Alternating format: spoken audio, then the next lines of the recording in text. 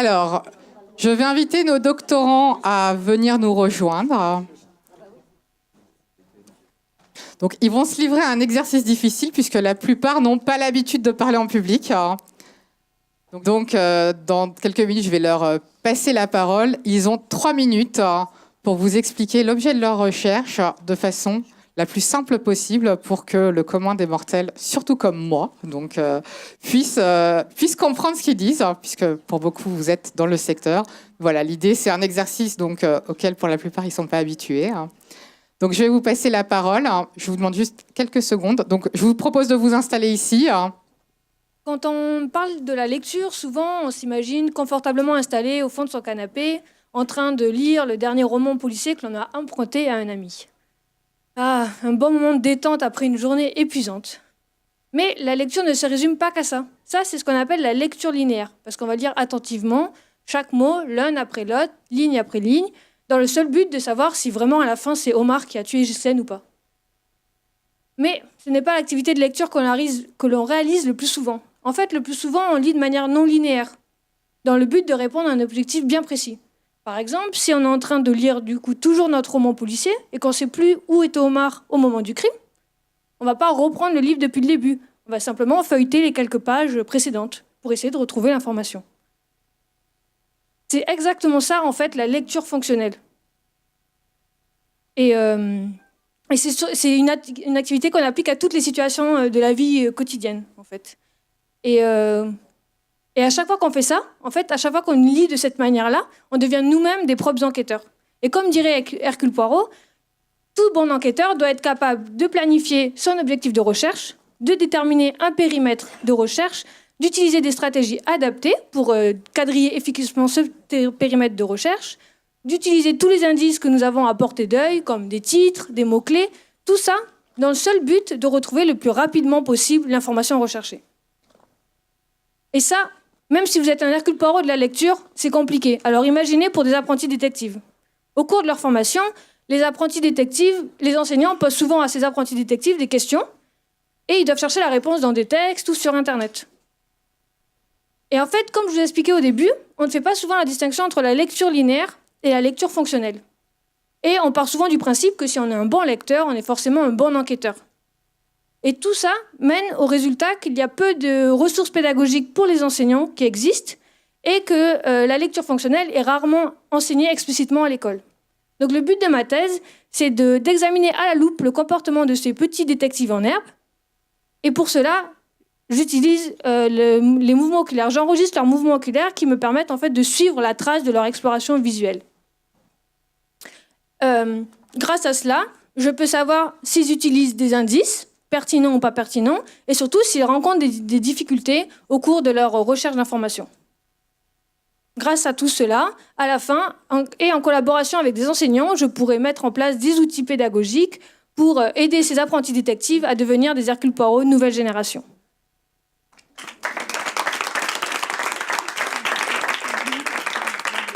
Merci beaucoup, Julie. Je pense qu'on a tous compris, c'est merveilleux. Camille.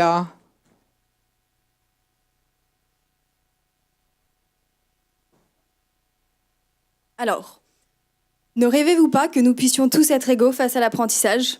Enfants défavorisés qui sont stimulés plus ou moins jeunes, patients qui sont atteints par exemple de troubles du spectre autistique, peut-être vous, moi. Aujourd'hui, nous savons qu'il faut baser les méthodes d'apprentissage sur le fonctionnement du cerveau. Nous le savons notamment grâce aux travaux du docteur Stanislas Dehaene, que le ministre Jean-Michel Blanquer a placé à la tête du conseil scientifique, qui est chargé de s'intéresser à l'apprentissage chez les élèves. Et c'est justement pour optimiser ces méthodes d'apprentissage et pour faire face au retard d'acquisition et d'apprentissage que certaines personnes subissent dès l'enfance, mais également tout au long de leur vie adulte, qu'il est essentiel de travailler et de comprendre sur le fonctionnement du cerveau. Donc le cerveau, il est composé de différentes cellules qu'on appelle des neurones et qui gèrent son fonctionnement. Il y a d'une part des neurones qu'on appelle neurones principaux qui relient entre eux les différentes régions du cerveau. Et il y a des neurones plus petits qu'on appelle des interneurones et qui gèrent la fonction du cerveau au niveau local, au niveau d'une zone cérébrale donnée. Et c'est sur ces neurones-là que je travaille pour comprendre leur fonctionnement. Et pour cela, j'ai un outil qui est un ensemble de 2 gènes que je mute, donc que j'invalide dans ces interneurones et spécifiquement dans ces interneurones chez la souris. Et suite à ces mutations, j'observe un changement drastique du comportement des souris. Donc j'observe d'une part une diminution de l'anxiété, mais également une augmentation de leur impulsivité. Mais surtout, ce qui nous intéresse aujourd'hui, c'est qu'après un premier test cognitif, j'observe une diminution de la capacité des souris à apprendre et à mémoriser une règle simple. Et en parallèle, j'ai montré que ces gènes que j'étudie chez la souris pourraient être à l'origine même des capacités cognitives de l'homme, car en étudiant le génome de l'homme de Néandertal, j'ai observé que des variants de ces gènes auraient pu voir le jour à l'aube des premières facultés cognitives chez l'homme et qu'on retrouve aujourd'hui les variants de ces gènes dans un certain pourcentage de la population actuelle. Pour être très précis, c'est dans 6% de la population européenne. Et donc, mon souhait aujourd'hui serait de pouvoir agir au niveau pharmacologique sur l'activité de ces gènes et ainsi jouer sur nos capacités cognitives, en particulier notre capacité d'apprentissage. Et c'est plus de l'ordre du rêve, car une entreprise parisienne de transfert de technologie nous a fait confiance et nous travaillons ensemble au développement d'un brevet qu'on est en train de rédiger et qui va nous permettre d'aider les patients qui souffrent d'handicap cognitif, notamment de défauts d'apprentissage.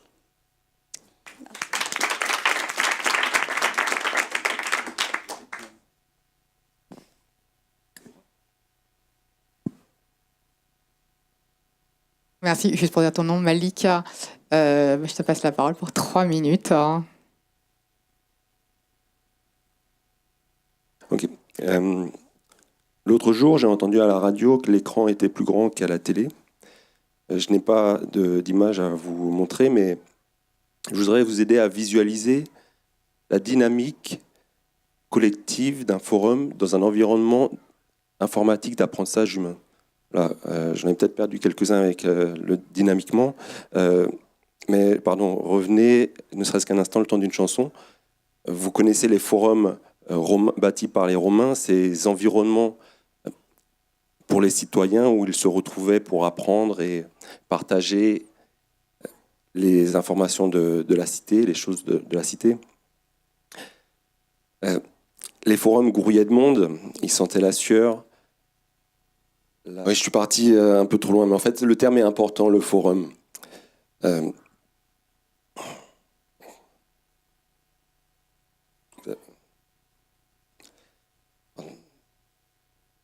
Donc, perdu.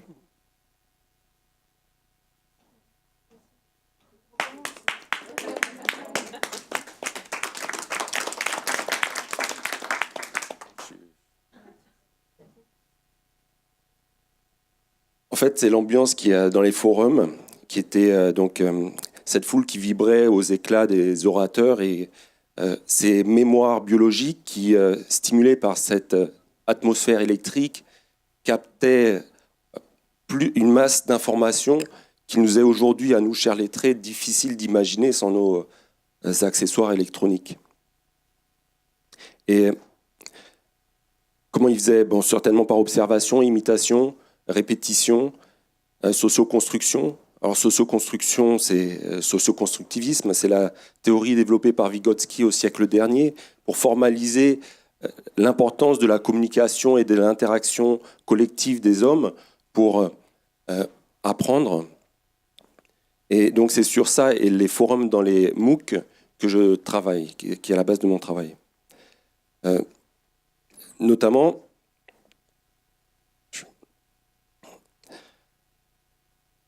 je souhaite aider donc, les apprenants à trouver une méthode pour collecter, analyser, organiser tous ces éclats de discussion qui se retrouvent dispersés ici et là dans les forums pour reconstruire sur l'écran l'image dynamique de l'agora pour les aider à, ne serait-ce qu'un instant, retrouver cette atmosphère stimulante d'antan.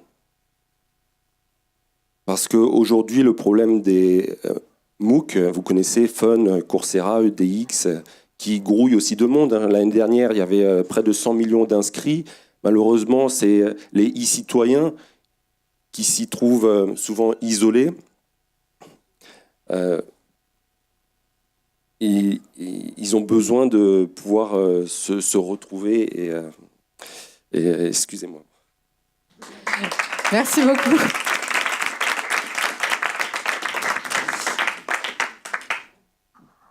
Marion.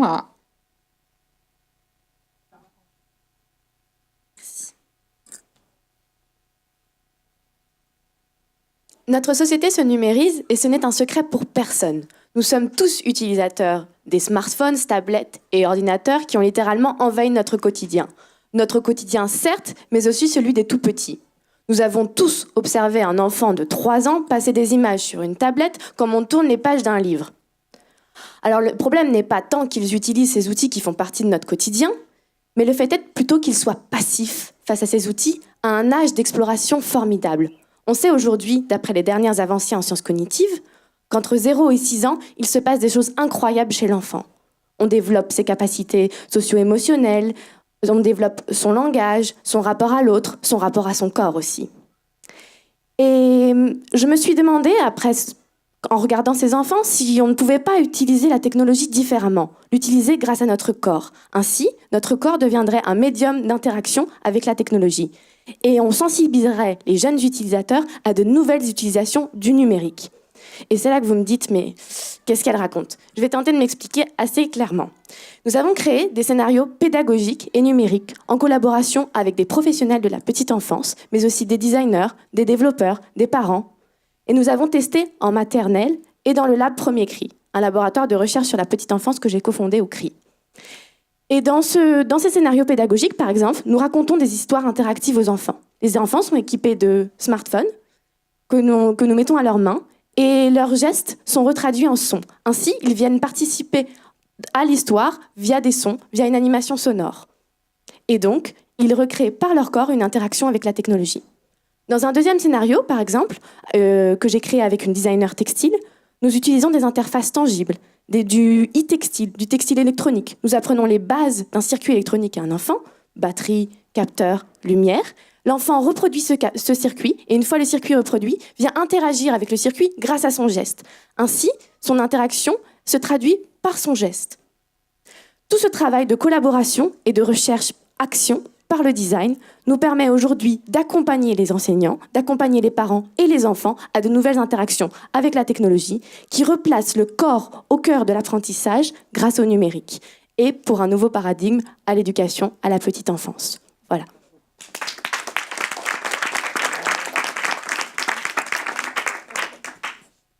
Merci beaucoup. Alors, avant de passer à la table ronde, qui va être très proche de mon jury, je vais demander au jury de venir me rejoindre.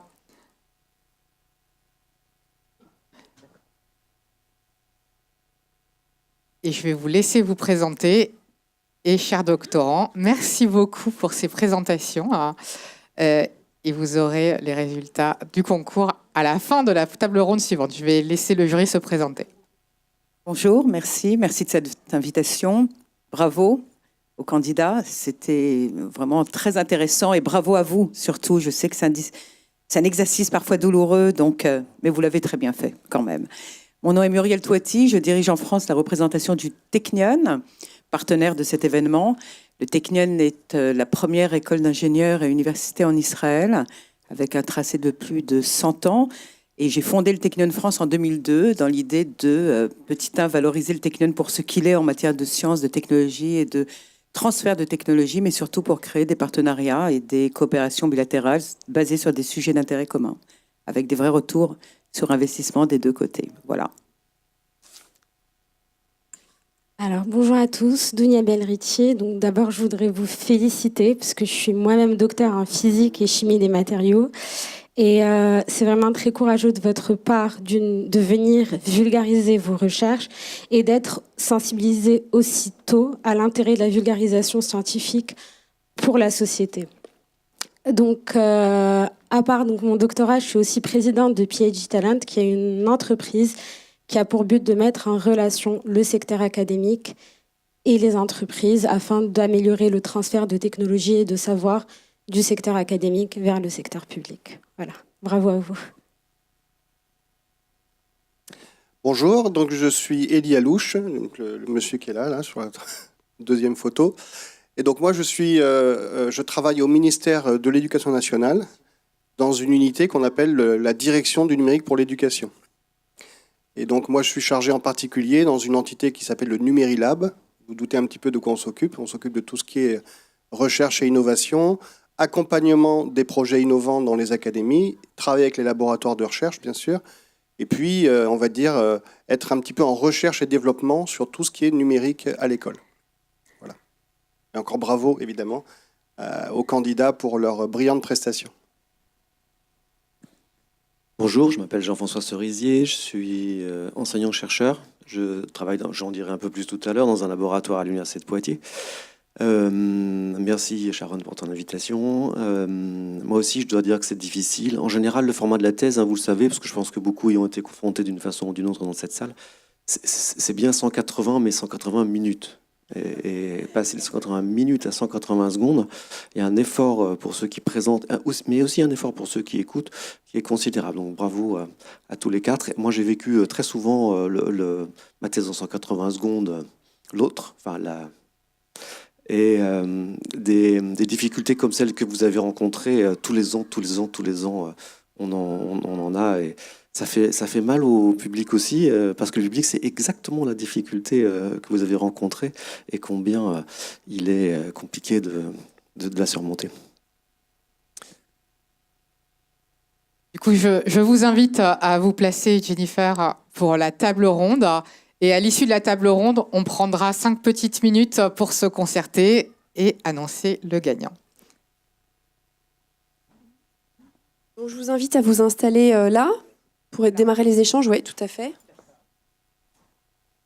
Ok.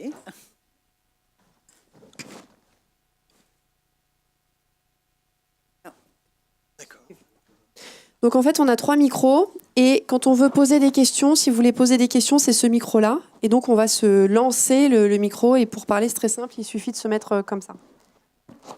Alors je vous propose de démarrer cet échange. Je vais demander à Muriel de commencer et de nous expliquer un petit peu ce que fait le Technion. Voilà. Avec plaisir. Rebonjour donc. Le Technion, comme je le disais tout à l'heure, est la première université basée en Israël. Elle a été créée en 1924 sous les auspices d'Albert Einstein. Alors, je ne sais pas si vous êtes familier avec l'écosystème israélien ou Israël tout court d'ailleurs. Israël a vu le jour en 1948 de façon officielle. C'est en 1924 qu'Albert Einstein, subodorant une nation en devenir, s'est dit, voilà qu'il faut construire une école d'ingénieurs pour bâtir finalement l'infrastructure, le génie civil, la santé, mais aussi la sécurité de ce pays. Et la première promotion s'est ouverte effectivement en 1924. Alors ce qui est très intéressant, c'est qu'il y avait 10 étudiants, dont 3 femmes. Et ça, je trouve ça assez intéressant, puisque je rappelle, le Technion, fer de lance de l'innovation à l'échelle mondiale aujourd'hui, avec un tracé de plus de 100 ans, couvre les champs les plus pointus de la recherche scientifique et technologique. Nous sommes vraiment dans la tech, à l'image de ce qu'est cette Startup Nation, comme on l'appelle communément, c'est-à-dire ce pays Israël. Donc la tech, avec 18 facultés donc, qui couvrent les champs les plus pointus de la recherche scientifique et technologique, avec aussi une faculté de médecine qui est affiliée à son CHU, qui est le 2e hôpital de ce pays, qui s'appelle l'hôpital Rambam. Donc un institut, une école d'ingénieurs, une université qui délivre licence, master et doctorat, mais qui est très focus sur l'engineering et la tech. 85% des diplômés du Technion sont tous aux commandes de la tech israélienne, mais aussi dans le monde. Quel est finalement l'ADN ou le disque dur de cette institution, comme finalement et intrinsèquement l'innovation en Israël? Je pense que le facteur est culturel. Israël étant un petit pays pionnier, né dans le collectif et aussi dans l'adversité, a dû, pour s'autosuffire, raisonner cerveau, innovation, capitaliser tout sur l'humain, puisqu'il n'y a pas de ressources naturelles. Donc, n'ayant pas de ressources naturelles, intégrant des populations qui venaient du monde entier, d'où l'intérêt de la multidisciplinarité, de la transdisciplinarité aussi d'ailleurs, et le multiculturalisme, tout a été capitalisé sur les humains, sur les cerveaux, pour pouvoir justement s'autosuffire et générer de l'innovation par le biais des universités. L'écosystème israélien est intéressant parce que finalement... Alors, un chiffre aussi que j'aimerais vous soumettre, enfin un chiffre, une donnée, on sait qu'Israël génère de la start-up, encore une fois pour générer de la croissance économique, et qui dit générer de la croissance économique dit aussi création d'emplois, beaucoup façonné sur le tempo de l'exit, c'est-à-dire qu'on crée rapidement de l'innovation applicative, de la recherche, et j'en parlerai tout à l'heure, et puis on essaye de faire grandir ou de faire du scale-up ou alors de se positionner sur les marchés américains, sur le Nasdaq, et puis faire des exits. Il faut savoir qu'Israël est numéro 3 après les US et la Chine en matière de nombre de start-up cotées au Nasdaq. Je reprends l'exemple du Technion. La clé USB, vous ne le savez peut-être pas, mais c'est un bébé Technion, la clé USB. La capsule d'endoscopie qui analyse votre comportement digestif et l'intestin grêle, qui remplace aujourd'hui la fibro et en phase de remplacer la coloscopie, c'est un bébé Technion. Le médicament Azilect, on parlait tout à l'heure de cognitif, de neurodégénératif, qui est un anti-parkinsonien, est un bébé Technion. Le robot Spine Assist, qui assiste les chirurgiens dans les opérations difficiles de la moelle épinière, c'est aussi un bébé Technion, qui vient de faire d'ailleurs une introduction au Nasdaq et une très jolie exit avec Medtronic. On parlait dans cette table ronde de recherche fondamentale versus recherche appliquée. Alors, encore une fois, quand on me demande de faire le compario avec que se passe-t-il en France en matière de recherche fondamentale appliquée et en Israël, par exemple, mais regardez aussi d'autres écosystèmes comme la Chine ou les US, il se trouve qu'on parle d'Israël maintenant, il n'y a pas de meilleure recherche en Israël. Ils ne nous l'auront pas. On a en France d'excellents chercheurs, une recherche fondamentale de premier ordre. Le sujet n'est pas là. Le sujet est qu'est-ce que je fais avec la recherche ? Comment finalement et culturellement et sans complexe, je fais en sorte que cette recherche fondamentale glisse sereinement et rapidement, avec une temporalité certainement différente de ce qui se passe en Europe, vers de l'applicatif. Et moi, je dis toujours que finalement, en Israël, c'est une question de manque de choix. L'entrepreneur devenu, ou plutôt le chercheur est un entrepreneur malgré lui, parce que le chercheur n'étant pas doté de financement public est obligé d'aller chercher l'argent là où il est, notamment dans les marchés privés, et donc a une obligation de transférer rapidement le fondamental à l'applicatif pour générer des applications, comme je vous les ai citées tout à l'heure, qui soient commercialisables et industrialisables. Donc tout ça est une question de culture. Quand vous êtes dans le rien n'est acquis, finalement, puisque le public n'est pas là, à part pour l'opérationnel. Si je prends le budget du Technion, le Technion est financé à hauteur de 25% pour le budget opérationnel, c'est-à-dire les employés et les retraites. La recherche, on est obligé d'aller la chercher par soi-même, d'où l'importance des brevets, des royalties, mais aussi de la philanthropie. La philanthropie, comme dans les universités américaines, vous vous baladez à Caltech, au MIT et au Technion, vous verrez des plaques partout, parce que sans complexe, on va chercher l'argent là où il est pour financer la recherche, qui est le garant du progrès pour tous, et je dirais même le garant du progrès partagé par tous. Parce que la recherche, l'innovation, et on le sait tous ici dans cette salle, est majeure. Autre chose très importante sur le Technion, mais aussi sur Israël, et qui rejoindra un peu la thématique d'aujourd'hui, c'est l'éducation. C'est l'éducation à comment je deviens un entrepreneur. Quand vous êtes un entrepreneur, vous n'êtes pas obligé d'être un start-upper ou un innovateur dans le domaine de la tech. Vous pouvez être un excellent pâtissier, un excellent cordonnier. Vous allez jusqu'au bout de vous-même. Vous vous dépassez dans votre condition humaine. Et ça, c'est très important. Parce que vous pouvez le faire quand vous êtes pâtissier, comme vous pouvez le faire quand vous êtes Bill Gates. La notion de formation à l'entrepreneuriat depuis l'âge les plus petits, et je prends par exemple un des prix, des lauréats du prix Nobel du Technion. Il y a 4 lauréats du prix Nobel au Technion dans le domaine de la chimie. Un de ces 4-là, Daniel Schertman, prix Nobel 2011 pour la découverte des quasi-cristaux non périodiques, a mis au point des formules, des modules pédagogiques à l'éducation nationale en Israël pour aller former les tout petits, c'est même pas en primaire, c'est dans les jardins d'enfants, à être les entrepreneurs de demain. C'est-à-dire prendre des risques, être agile, être audacieux, ne pas avoir peur de tomber. Au contraire, vous tombez, vous n'êtes pas dans l'échec, vous êtes dans l'essai. Vous transformez l'essai pour réussir. Et vous tombez 1 fois, 2 fois, 3 fois, 4 fois, 5 fois, peu importe. Vous vous relevez parce que vous avez conscientisé pourquoi vous avez échoué et vous avez donc appris pour aller vers un meilleur être, donc aller vers le haut, donc bâtir une société vers le haut. Et ensuite, en Israël, tout le tracé, que ce soit primaire, collège, lycée, est basé autour de cela. Beaucoup aussi de l'extrascolaire. À l'école, le collège, le lycée en Israël, vous finissez à 13h. Et après, vous êtes libre. Cultivez la liberté psychique de l'individu. Ne pas l'enfermer pour qu'il puisse créer. C'est aussi majeur. Et après, vous avez l'armée. Alors, je voulais vous livrer quelque chose. J'ai vécu 20 ans en Israël. Ça ne se voit pas comme ça, mais c'est un fait. Et je suis passée par cette case-là de l'armée. Et je peux vous dire que l'armée, c'est une expérience formidable. Parce que là aussi, vous apprenez la discipline, la rigueur, le leadership. C'est quoi être un chef, comme on dit communément? C'est quelqu'un qui cultive ses facultés humaines, qui les met en exergue, d'autant plus parce qu'il est en confrontation dans des situations délicates qu'il doit gérer ou apprendre à gérer. Donc là, on est dans le culturel, on est dans le cognitif, comme on le disait tout à l'heure, on est dans le comportementalisme. Et ça, c'est extrêmement important. En France, je le disais tout à l'heure, on a des universités et des écoles d'ingénieurs de premier rang. Et j'en suis très fière parce que j'ai bâti, dans le cadre du Technion France, moult partenariats académiques qui misent sur la mobilité des étudiants, sur des programmes de recherche communs entre les chercheurs et professeurs entre les deux rives de la Méditerranée, mais aussi avec les startups. Faire venir des startups du Technion sur le sol français, pour moi, est un vrai challenge. Et idem, des startups françaises sur le sol israélien, et notamment au Technion, le temps d'un moment, pour qu'elles apprennent dans leurs différences à travailler ensemble.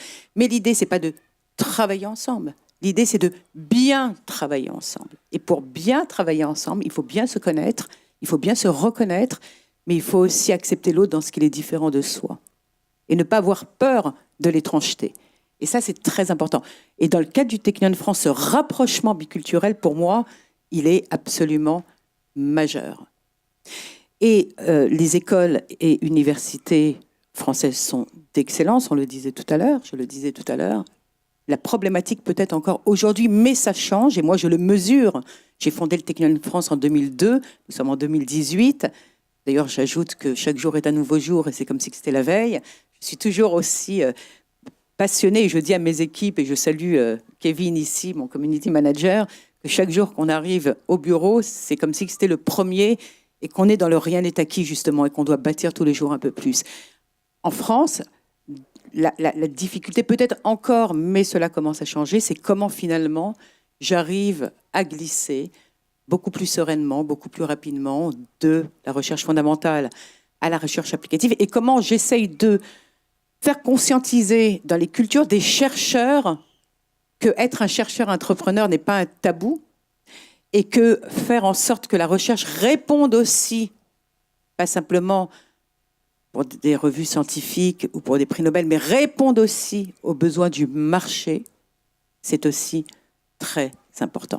Et alors, ce qui est... Oui. Pardon. Alors justement, peut-être que Jean-François peut faire le lien, puisque, c'est trop long. Comme tu fais de la recherche en France... J'essaye.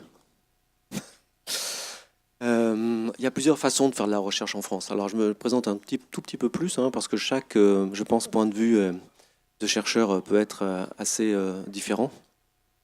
Et il y a une question de culture, bien sûr, vous venez de l'illustrer pleinement, je dirais, la dimension culturelle de l'organisation de la recherche, en Israël en l'occurrence et en France aussi. Mais il y a aussi des différences qui, à l'intérieur d'un même écosystème culturel, peuvent être assez fortes selon les disciplines, les thématiques, les organisations locales ou nationales.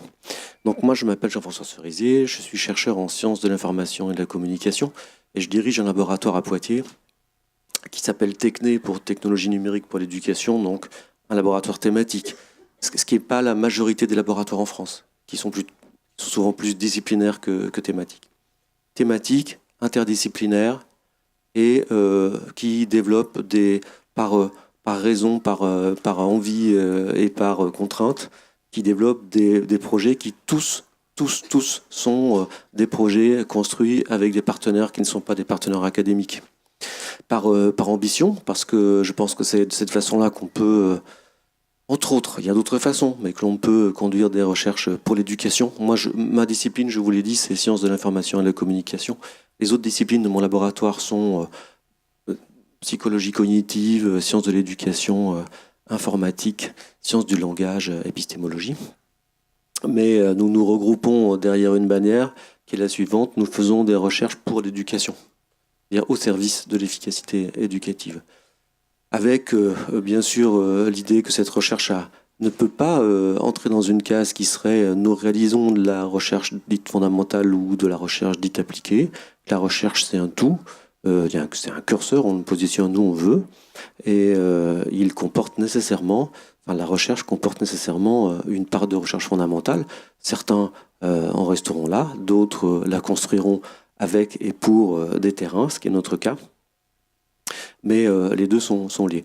Moi, je pense que ça pose ce que vous avez dit, la question, ce que vous venez de dire, madame, des questions qui sont relatives à l'utilité de la recherche scientifique, et puis aussi à la place qu'on lui donne et qu'elle se donne. Donc, pour l'éducation ou dans l'éducation, je pense que, en tout cas dans le laboratoire que je dirige, on a un point de vue particulièrement modeste par rapport à ça. C'est-à-dire que s'il n'y avait que les chercheurs pour organiser l'éducation, eh bien, il n'y aurait pas grand-chose de fait dans le domaine de l'éducation. Donc on a une place qui est importante, certes, mais qui doit se construire avec la place des autres. Et toutes les recherches ne sont pas bonnes à prendre. Elles sont bonnes à faire, mais pas bonnes à prendre, dans les politiques publiques en particulier. Et la recherche doit avoir une place équilibrée par rapport aux autres apports. Je pense que dans l'éducation, une recherche qui nierait le dialogue citoyen, les apports de la politique au sens plein, les apports de la culture dans tous les sens qu'on peut lui donner, eh bien, ce serait une recherche qui n'aurait pas sa place. Je veux dire par là que la recherche ne peut absolument pas dicter le fonctionnement d'un système éducatif ou dicter l'ingénierie pédagogique d'un enseignant seul. Donc voilà comment moi je la conçois. Ce qui est difficile, ce qui n'est pas toujours... D'abord, ça veut dire qu'on se confronte toujours à la complexité des terrains. Donc nos résultats, nos démarches sont toujours moins faciles à présenter, moins nettes à décrire que celles qui font abstraction de cette complexité. Moi, j'ai l'impression qu'on ne peut pas faire sans, mais enfin nous, les chercheurs de cette équipe, mais ça brouille un peu parfois la compréhension. Et puis, là, c'est la France, hein, j'entends bien que finalement, je devrais peut-être changer de pays, là. C'est une façon de faire qui est de plus en plus reconnue par nos institutions et par l'environnement en général dans lequel nous travaillons, mais qui n'est pas toujours complètement reconnue malgré tout. Pour faire carrière, hein, les doctorants le savent, hein, pour faire carrière, c'est moins facile de faire comme je dis que quand on a fait sa carrière. C'est la situation dans laquelle je me trouve, où finalement tout est fait, les portes sont ouvertes, c'est facile. Donc voilà, et ça c'est une difficulté d'ordre culturel et social, j'en suis totalement convaincu. Ça change, et puis je vais peut-être faire un lien vers Élie, je ne sais pas quelle organisation Jennifer, mais ça suppose un dialogue avec tous les acteurs d'une autre nature que ce qui existait il y a encore quelques années. Alors, moi, je peux le décrire en quelques mots hein, dans l'exercice de mon travail de chercheur. Je travaille en collaboration, c'était classique, avec beaucoup d'autres chercheurs et laboratoires. Je travaille, j'ai presque envie de dire, surtout en collaboration avec d'autres types de structures. Moi, je crois beaucoup au développement territorial, donc je suis très impliqué dans le développement de mon territoire. C'est une région, c'est une ville, Poitiers, dont vous savez tous que le ministre dont on a déjà parlé dit qu'il s'agit de la capitale de l'éducation, au moins nationale et peut-être plus même. Mais c'est aussi une ville dans une région qui porte comme ambition de développer les EdTech. Et donc voilà, pour le laboratoire que je suis, c'est important. Mais il y a d'autres formes de collaboration qui sont assez nouvelles. Hein, et on vit des conditions de travail avec, en particulier, et je ne dis pas ça parce qu'il est représenté ici, le ministère de l'Éducation nationale, qui donne des moyens de recherche et des moyens d'action qui sont tout à fait importants, d'une collaboration que je trouve qui s'est construite en quelques années de façon très intelligente. Je me permets juste de reprendre la parole pour rebondir à ce que vous disiez, Jean-François. Alors, j'ai été reçue par le président de l'Université de Poitiers, votre maire, en début d'année, et nous allons organiser un événement bilatéral avec votre université, le Technion, l'année prochaine, sur la valorisation et le transfert de technologie. Et je dois dire que j'ai été très impressionnée par les personnes, les chercheurs, les professeurs que j'ai pu rencontrer. Excellente université. Merci. Alors, non, je réagis aussi parce que je dois dire, je suis vice-président de cette université, donc ça me parle. Je suis aussi vice-président de la commune Léonard de Vinci, dont l'un des ingénieurs a fait son postdoc chez vous, je sais, Technion, oui. et qui m'a dit, Jean-François, surtout, discute pour construire de nouveaux partenariats. Mais on va le faire absolument. Et j'avais même visité avec Majdi Couder, l'IUT de Poitiers à l'époque, et très impressionnant. Donc bravo à vous. Startup for Kids, Connecting People. Et alors, Élie, la modification des structures médiatiques, qu'est-ce que ça a changé pour la recherche finalement ? Il n'y a pas que ça, il y a ça, mais on a l'impression, donc je me présente en quelques mots, puis ensuite je réponds à ta question, Jennifer. Donc Élie Alouche, et je travaille donc à la direction du numérique pour l'éducation, au ministère de l'Éducation nationale, mais en fait nous dépendons des deux ministères, c'est-à-dire qu'à la fois l'Éducation nationale et aussi l'enseignement supérieur, la recherche et l'innovation, ce qui nous donne évidemment une optique, on va dire, assez large sur toutes ces questions. Donc moi, mon rôle, je dis mon rôle, mais c'est évidemment une équipe. Notre rôle, c'est d'accompagner les projets innovants en matière d'éducation et de nous occuper de cette convergence qui n'est pas si évidente que ça entre l'innovation et le numérique. Donc on a un point de vue, on va dire, qui est éclairé par ces deux entrées-là. Et ce qu'on observe, évidemment, c'est que le numérique est en train de, donc les différents moyens médiatiques, comme tu dis, de reconfigurer pas mal de choses. On a l'impression, parce que moi je suis dans le secteur depuis à peu près une quinzaine d'années. J'ai travaillé auparavant dans le réseau Canopé, j'étais bien sûr enseignant et formateur. Et on a l'impression que là, dans les 5 ans là, qui sont les nôtres, dans les 5 dernières années, on est en train de vivre une reconfiguration assez large de toute cette nébuleuse de la recherche en éducation, dont le fond, on va dire, dans l'environnement, est sous l'entité qu'on appelle numérique. Et ce qui est intéressant, et Jean-François aussi s'occupe de ça, c'est qu'est-ce qu'on met derrière ce mot. On a l'impression qu'aujourd'hui, il y a une sorte de grand basculement de ce qu'on appelait autrefois l'informatique à l'école, parce qu'évidemment, ça ne date pas d'hier, de s'occuper de l'informatique à l'école. Et aujourd'hui, on appelle ça le numérique. Mais la question, c'est qu'est-ce qu'on met derrière ce mot ? Et tout à l'heure, je suis intervenu quelques secondes pour bien insister sur un point, c'est qu'on accompagne très souvent des projets qui dépassent très largement la question de l'outillage technique. Au ministère, on est là aussi comme facilitateur de partenariats, d'écosystèmes qui se montent sur les territoires, qu'on appelle les incubateurs pour aller vite, pour reprendre le vocabulaire de l'entreprise. Mais en fait, ce sont des structures qui accompagnent l'innovation dans les territoires. Notre rôle, il est bien sûr de financer des projets. Donc on finance des laboratoires, on finance très souvent des doctorants. On finance aussi, bien sûr, des opérations qui visent à mettre à l'épreuve un petit peu ce qui se passe avec le numérique. Donc créer ce qu'on appelle des démonstrateurs aussi, essayer de voir qu'est-ce qui fait ses preuves avec le numérique à l'école. Mais là, on se heurte à un problème très clair, et donc là, c'est vraiment au cœur du sujet, c'est-à-dire, est-ce qu'on peut vraiment transférer des choses qui ont marché sur un territoire, dans un territoire, est-ce que ça marcherait de la même façon ailleurs ? C'est pour ça qu'on insiste de plus en plus sur l'accompagnement des acteurs locaux, des partenariats. Et effectivement, et là je rebondis sur ce qu'a dit Jean-François, c'est qu'il y a vraiment des nouvelles configurations territoriales qui sont en train de se monter avec le numérique. Évidemment, on peut dire que le numérique, c'est seulement de la distance, c'est du distanciel. On a parlé des MOOC avec l'un des pitchs de tout à l'heure. Mais de plus en plus, c'est bien sûr des nouvelles façons de travailler ensemble. Donc notre rôle, c'est bien ça. C'est d'accompagner les projets innovants dans les territoires, financer des projets innovants, financer des laboratoires qui travaillent là-dessus. Et pour être un peu plus précis, on a différentes thématiques au Numérilab, au ministère. On a par exemple tout ce qui est en rapport avec les espaces scolaires, comment les espaces se reconfigurent à l'école. On a parlé du corps tout à l'heure avec l'un des pitchs. C'est bien sûr quelque chose qui nous parle très fortement. C'est-à-dire qu'on a l'impression que le numérique, c'est pas seulement des choses qui sont dans les interfaces, dans les terminaux, etc., mais c'est aussi des nouvelles façons de travailler avec son corps, des nouvelles façons même de travailler les émotions.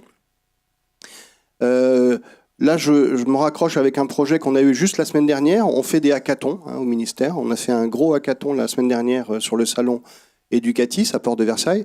Et l'une des thématiques qui est ressortie, le défi, c'était de travailler avec les données des élèves, travailler avec les données scolaires. Et il y a une des équipes qui a réfléchi à recueillir des données sur les émotions des élèves. Comment on peut partir du vécu des élèves et des émotions des élèves pour les faire progresser. C'est quelque chose qui nous a frappé parce qu'on ne s'attendait pas du tout à ce que ça parte dans cette direction-là. On s'attendait surtout à ce qu'il y ait des éléments sur qu'est-ce que consultent les élèves, est-ce qu'ils consultent telle ou telle ressource, etc. Donc on a cette thématique-là. On a la thématique des ressources, bien sûr. Tout à l'heure, on a parlé des dyslexiques, etc. On est vraiment ça au cœur du sujet. On a aussi une thématique qui est liée à la blockchain, à la sécurisation des transactions et voir comment ça peut faire évoluer la certification et la diplomation dans les établissements scolaires. Donc voilà, on a différentes thématiques. Et la plupart du temps, les laboratoires, les académies se positionnent par rapport à ces thématiques.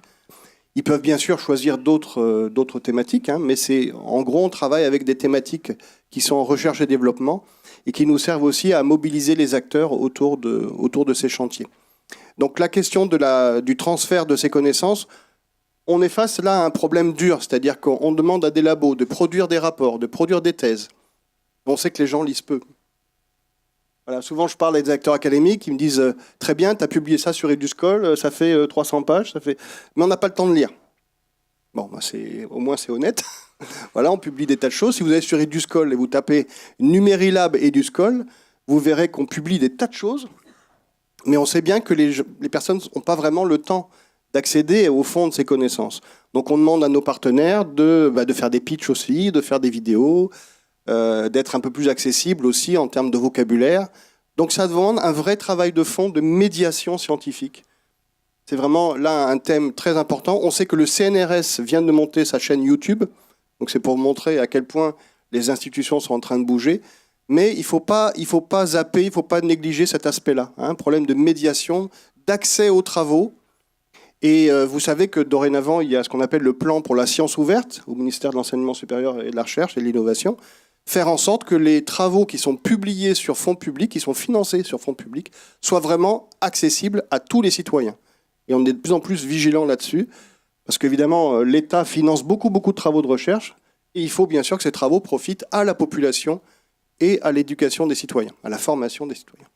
Voilà. Et alors du coup, Dounia, est-ce que vous pouvez faire le pont de tout ce qu'on a dit jusqu'à maintenant et nous expliquer la genèse de PhD Talent Donc, et le pourquoi je vais pas me représenter parce que donc je suis présidente de PhD Talent, qui est une entreprise qui a pour but de mettre en relation le secteur académique et le secteur privé, les entreprises. Donc, je vais rebondir sur ce que vient de dire Monsieur Alouche, donc notamment sur le transfert de technologie. En fait, ce qu'il faut comprendre, je vais prendre le cas de la France parce que on va partir de ce cas-là et par rapport à tout l'OCDE, on n'est pas loin par rapport à ce modèle. Et aux États-Unis, ils sont un peu meilleurs que nous, mais pas tant que ça. En fait, ce qui s'est passé, c'est qu'aujourd'hui, en France, le système de financement de la recherche commence à être modifié. Avant, on formait des chercheurs à la recherche et après, ils se retrouvaient maîtres de conférences, professeurs, etc. Ils restaient dans l'académique.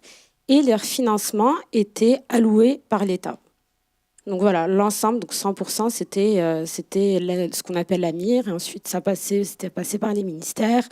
C'est voté à l'Assemblée nationale et on a nos financements. Aujourd'hui, c'est plus le cas. On n'a plus que 65% des budgets de la recherche qui passent par ce système. Le reste, le chercheur va aller le chercher ou au niveau de l'ANR ou de la BPI ou des projets européens, etc., où il y a un certain pourcentage qui va être en fait de la valorisation des brevets ou de ce qu'on va appeler les fonds propres de l'université, par exemple, et on va faire de la prestation sur un microscope ou autre. Donc, ça apporte des mutations. La première, c'est le métier de chercheur. Avant, un chercheur était là pour faire de la recherche. Donc, je fais de la recherche, je publie. Aujourd'hui, c'est autrement. Je dois publier, mais en même temps, je dois assurer les financements de mon laboratoire. Cela étant dit, avant, comment est-ce qu'on publiait ? On publiait dans des journaux scientifiques qui devaient être reconnus, ce qu'on appelle des facteurs impact. Et on était obligé d'avoir des publications dans des journaux à haut facteur impact, parce qu'en fait, ça venait nourrir notre laboratoire, et c'est comme ça qu'on disait qu'un laboratoire était bon ou pas. Alors aujourd'hui, on doit aller chercher de nouveaux financements, mais cette histoire de facteur impact reste la même. Donc si je veux aller chercher des financements, je dois être reconnu. Je dois être reconnu par qui ? Pas par la société, mais par mes pairs. Et donc, pour être reconnu par mes pairs, je dois toujours publier dans des journaux scientifiques. Enfin, voilà. Donc, je dois publier dans des journaux scientifiques pour être reconnu, mais cela étant dit, je ne publie que dans des journaux qui sont lus que par des scientifiques et sur des thématiques ultra pointues. Donc, autant dire que le jargon scientifique est très compliqué à comprendre par la société. C'est carrément impossible. Je vais vous donner un cas concret. Moi, sur ma thèse, je travaillais sur comment sécuriser la distribution d'eau potable sur le territoire européen contre les attaques terroristes. Bon, a priori, ça paraît simple. Mais sur quoi je travaillais ? Je travaillais sur le matériau de mon capteur. Donc, je travaillais sur du plasma et les interactions, etc. Donc ça n'intéresse qui ? Personne, à part les chercheurs. Donc, et avant de pouvoir l'expliquer aussi simplement, c'était un grand travail de ma part et je devais avoir aussi assez de recul, etc. Qu'est-ce qui se passe ? Donc, je dois aller financer mes recherches par ailleurs, mais en même temps, je dois rester chercheur. Et en fait, ça aide pas beaucoup. Donc, ok, je veux bien transférer ma technologie, mais je reste quand même un chercheur. Je dois aller chercher de l'argent, mais je suis quand même encore un chercheur et je dois toujours faire le même travail. Donc, c'est pas mon travail d'aller vendre ma technologie. Donc, aujourd'hui, en France, par exemple, on voit des structures de valorisation. Il y a des structures, ce qu'on appelle les SAT, donc des structures d'accélération de technologie, qui commencent à faire ce travail donc de transfert de technologie du secteur académique vers le secteur privé. Or, on est toujours sur une recherche qui est ultra pointue, sur des noms de laboratoires qui existent depuis 30 ans, donc on sait plus ce qui se fait dedans en termes de recherche. Donc ça reste quand même un milieu qui est assez, en fait, c'est assez underground, c'est dark, on ne comprend pas grand-chose. Donc moi, quand je faisais de la recherche, j'ai vu tout ça, j'ai dit en fait, ok, d'accord, c'est compliqué, je fais de la recherche, je publie, je vais faire des conférences, mais je ne transfère pas grand-chose. Et ensuite, quand je vais voir les structures de valorisation, eux-mêmes, j'ai du mal à apporter mon discours à leur niveau pour qu'eux puissent ensuite valoriser mes recherches. Donc, ce qu'on a fait à PhD Talent, c'est qu'on s'est dit, au lieu d'aller partir des structures d'accélération technologique, des structures de valorisation ou des noms de laboratoire ou du directeur de laboratoire, on va permettre aux chercheurs, tout simplement, on va leur mettre en place une plateforme web où ils vont venir dire moi, je sais faire ça. Par exemple, moi, je sais travailler sur un matériau qui est auto-nettoyant. L'autre, il sait travailler sur des méthodes d'éducation pour les jeunes, etc. Donc, en fait, on leur permet, dès le départ, grâce à des mots-clés, d'apporter en fait, leur discours au niveau de la société. Et en fait, la société, quand elle a besoin de technologie, elle a accès à cette base de données de chercheurs pour aller chercher rapidement l'expertise ou la technologie voulue. Voilà, j'espère avoir été claire. Finalement, vous êtes une structure vous êtes sur les ressources humaines, en fait. Quelque part. Très, très spécifique. On peut dire ça. On fait pas de recrutement à proprement dit, parce que nous, notre idée, c'est que les chercheurs restent, ceux qui le souhaitent, restent dans leur laboratoire, mais en même temps que leur recherche, qu'ils puissent directement discuter avec une entreprise qui a besoin de cette technologie donnée. Qu'on ne passe pas par tout un circuit dense et complexe avant d'arriver à la technologie ou à l'expertise. Et de fait, vous avez des chercheurs du monde entier ou uniquement français ? Alors aujourd'hui, on est principalement sur des chercheurs qui ont effectué leur thèse ou leur recherche en France, mais après, on a 33 nationalités différentes. D'accord. Et votre métier aussi, c'est d'aller voir les entreprises pour leur proposer ces talents ? D'accord. Alors exactement. Nous, ce qu'on fait, c'est qu'on ne va pas voir ce qu'on a en base de données en technologie, aller la proposer à l'entreprise. On va aller voir la problématique de l'entreprise, la repositionner, parce que c'est souvent ça. Une entreprise a un problème complexe, mais ne sait pas d'où le prendre. Donc, on va l'aider à repositionner et la mettre en face d'un expert, donc un chercheur dans son laboratoire, qui va accompagner l'entreprise sur ses innovations, sur sa technologie, etc. Et alors, ça rejoint un petit peu le travail de Muriel Ça rejoint complètement le travail de Muriel. Enfin, en tout cas, ce qui se passe au Technion. Alors, je reviens sur ce que vous disiez, je ne sais pas, Monsieur Alouche ou Monsieur Cerisier, la notion de transversalité, c'est-à-dire associer les uns et les autres dans leurs différentes fonctions pour pouvoir faire avancer les choses finalement. Faire parler les chercheurs avec des entrepreneurs, mais faire parler les jeunes avec des plus âgés, faire parler des cliniciens avec des praticiens, des chercheurs avec des... Voilà, associer les profils humains avec les différentes thématiques scientifiques. Ça, c'est majeur. Alors, en Israël, pour rejoindre un peu ce que vous disiez, la proximité de la recherche avec l'entreprise, elle fait partie de l'ADN. C'est un peu le disque dur inversé, finalement. C'est-à-dire que quand vous regardez le Technion, c'est un vrai écosystème fort de recherche fondamentale, parce que sans la recherche fondamentale, on ne peut rien faire. Tout part de la recherche fondamentale, ne nous leurrons pas. Il ne s'agit pas ici de... en revanche, un écosystème académique de recherche fondamentale très puissant, avec un écosystème entrepreneurial très puissant sous une même gouvernance. Et c'est peut-être ça qui est peut-être différent avec la France, c'est que on ne multiplie pas, pardonnez-moi l'expression, prenez-la de grâce au deuxième degré, les millefeuilles. C'est-à-dire qu'il n'y a pas toute cette couche administrative très forte et qui dérange parfois et qui fait que la notion de temporalité est bien évidemment différente. Parce que pour prendre une décision ici, ça prend du temps, alors que là-bas, on n'est pas dans un schéma vertical, mais beaucoup plus horizontal. Donc, il n'y a pas de hiérarchie au premier degré du terme, et puis on prend des décisions beaucoup plus rapidement. Et puis, l'écosystème entrepreneurial, c'est 8 incubateurs et un accélérateur sous une même gouvernance, qui est la gouvernance du Technion. Les accélérateurs et les incubateurs sont semi-publics, semi-privés, donc financés aussi par des investisseurs, mais des investisseurs pas simplement nationaux, aussi des étrangers.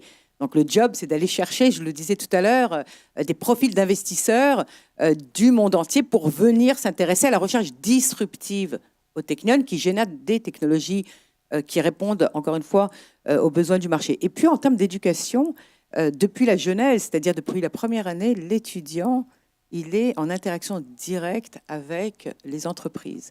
Vous avez en Israël, à proximité du Technion, tous les GAFAM qui ont choisi de positionner leur centre de recherche et de développement, et ce n'est pas anodin, autour du Technion. Je pense à Alibaba, à Facebook, à Google, à Intel, à Yahoo, et j'en passe, qui sont là. Pourquoi ? Non pas pour les beaux yeux d'Israël, je vous rassure, parce que d'abord, le gouvernement israélien, par le biais du Chief Scientist, a décidé d'exonérer l'impôt sur les plus-values à toutes les boîtes, les grosses boîtes qui viendraient positionner leur centre de recherche et de développement en Israël. Et puis parce qu'ils bénéficient de l'ingénierie du Technion, des ingénieurs du Technion et du savoir-faire du Technion. Donc il y a cette proximité. Et ils sont toujours sur le campus. Et les étudiants sont en interaction avec le monde entrepreneurial et industriel tout le temps. Donc ce rapprochement, cette dynamique créée fait que ça donne envie d'avoir envie, finalement, de créer, d'entreprendre, de générer du business, de la croissance, et dans un schéma, je dirais presque psychologique, complètement décomplexé. Il n'y a pas de tabou. C'est naturel. Mais encore une fois, on est à 4000 km. C'est encore une fois une autre façon de voir, de raisonner, de penser, d'où l'importance des partenariats internationaux. Aujourd'hui, on ne peut plus ne pas raisonner global. Aujourd'hui, on ne peut plus raisonner intramuros. On doit faire des partenariats à tout prix parce que, comme je le disais tout à l'heure, plus on s'alliera dans nos différences, dans nos compétences, dans ce que nous sommes, et on ira se frotter à d'autres pensées, à d'autres formes de raisonnement, de la recherche, de l'innovation, mieux on se portera et mieux on garantira pour les générations à venir un meilleur monde, je pense, de la croissance économique, et encore une fois, ce qui est très important et qui est quand même le nerf de la guerre, donner à manger à tout le monde, c'est-à-dire créer des emplois. D'où les prochains liens avec l'Université de Poitiers. Entre autres, peut-être Dounia veut reprendre la parole. Et est-ce qu'on aura des questions dans le... Est-ce qu'il y a des questions, Dounia ? Juste peut-être que Monsieur Jean-François et Monsieur Elie en diront plus par rapport juste à ce qu'il faut savoir, parce que Jennifer, tu m'avais posé la question. Donc par rapport juste qu'il faut savoir comment est-ce qu'on fait le transfert aujourd'hui, et je rebondis aussi par rapport à ce qu'a dit Muriel. Alors pour les étudiants qui font de la recherche fondamentale, et ensuite appliquer, parce qu'en fait, les deux se regroupent, on ne fait pas l'un sans l'autre. Aujourd'hui, en fait, en France, les universités se sont organisées en communes. Et normalement, au sein de vos communes, vous devez avoir ce qu'on appelle des pépites. Et au niveau des SAT, normalement, vous avez des financements qui vous aident. Alors, il faut juste faire l'exercice, il faut y aller. Et normalement, vous avez des financements et les pépites aussi vous accompagnent à la création de votre entreprise. Donc, effectivement, c'est nécessaire pour un pays et pour la compétitivité d'un pays de justement valoriser nos recherches. Si on ne le fait pas, le pays meurt. Voilà. Et si demain, nous, les jeunes chercheurs, on ne prend pas justement en fait, à bras le corps nos recherches et on s'est dit comment est-ce qu'on peut la valoriser pour que demain on ait toujours des financements, en fait, on n'aura plus de cerveau dans un pays et ça, c'est très grave. Voilà. Alors, on va clore la discussion. Le jury va se réunir rapidement. Il reste 2 minutes. Il est 47. Alors, je vais vous demander de me suivre, on va se mettre sur le côté. Hein. On revient tout de suite. Merci à tous. Et si vous avez des questions, je vous invite à les poser sur Twitter, pourquoi pas, après tout, et de demander à nos interlocuteurs de vous répondre.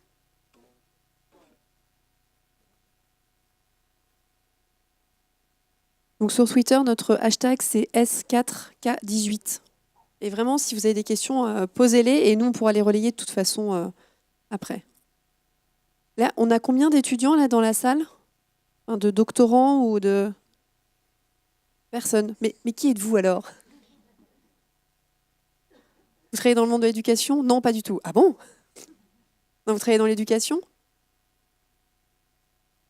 Non ? D'accord. Ok. On a des dentistes. Ah, non, mais les dentistes, c'est dans 2 jours. Non, mais en vrai, vous faites quoi dans la vie ? Vous êtes doctorant, ok ?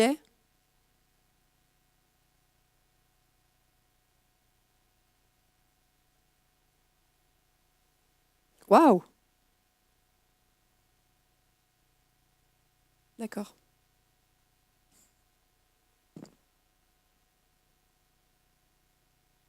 Alors, très cher doctorant, déjà, je pense qu'on était tous d'accord pour dire que l'exercice est très difficile et vous en êtes tous tirés merveilleusement bien, on a compris. Et c'est vrai que le stress de la page blanche, ça arrive à tout le monde et on a tous été confrontés à ça. Donc, et c'est pour ça que l'exercice est d'autant plus intéressant parce qu'il n'y a pas de secret pour parler, faut s'entraîner. Et puis les premières fois, c'est hyper difficile. Et puis ça l'est de moins en moins à chaque fois. Donc voilà, c'est un exercice auquel on s'est tous livrés. Et je pense qu'on a tous eu des moments de solitude dans ce genre de choses. Donc je ne vais pas traîner pour vous annoncer que nous avons le plaisir de nommer Camille, gagnante de cette première édition de ma thèse Volnil. Camille, tu viens dire un mot ?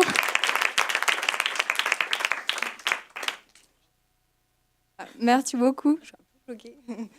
C'était un exercice vraiment... c'était un challenge, vraiment. Et voilà, mais en même temps, c'était hyper instructif pour...